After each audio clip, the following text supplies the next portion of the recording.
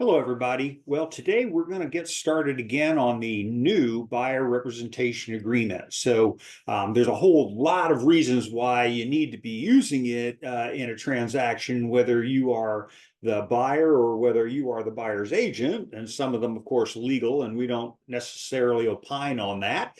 But I'm going to tell you that the Code of Ethics requires it.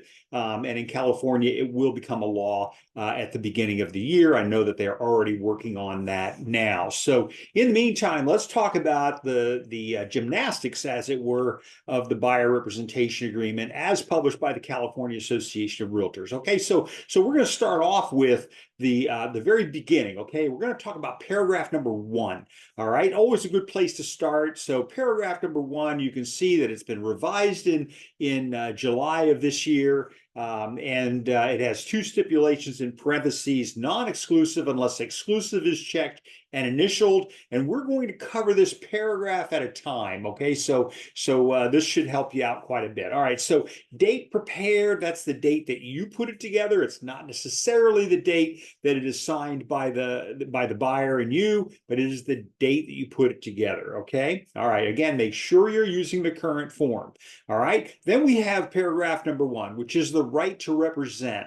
And so this outlays who the parties are. So we're going to talk about the buyer, and then how do you determine what the buyer is. I did a whole great big video on who the buyer is. Remember, they got to prove who they are. So at the time of this agreement, because later on when they go to do the purchase agreement, they're also going to have to prove who they are. And so my question is always, how do you want your name to appear on title? I never say, how do you want to take title? Because that kind of implies I'm going to give you tax or legal advice. So again, how do you want your name to appear on title? I don't know. Okay, well, let's look at your DL, your driver's license, or your passport, or something that has your name, your legal name. And so that's what we're going to do. Because remember, again, title company later on is going to require that you prove that you are who you say you are, not only getting into the transaction, but also when you go to sell the property, you have to be able to prove that you are who you say you are. So that's the buyer part of things. I bet you thought it wasn't going to be so complicated.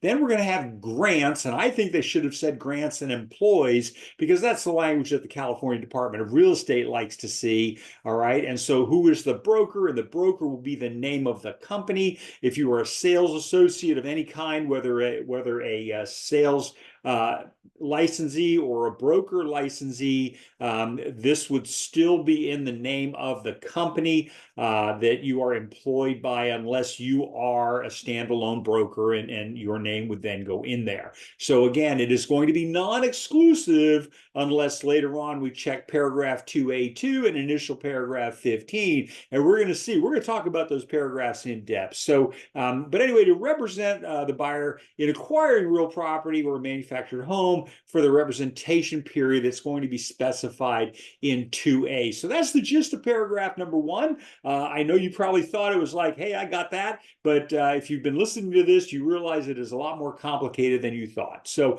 anyway, thank you very much. I appreciate you listening to this. And we're going to come back and we're going to do paragraph number 2 in just a minute.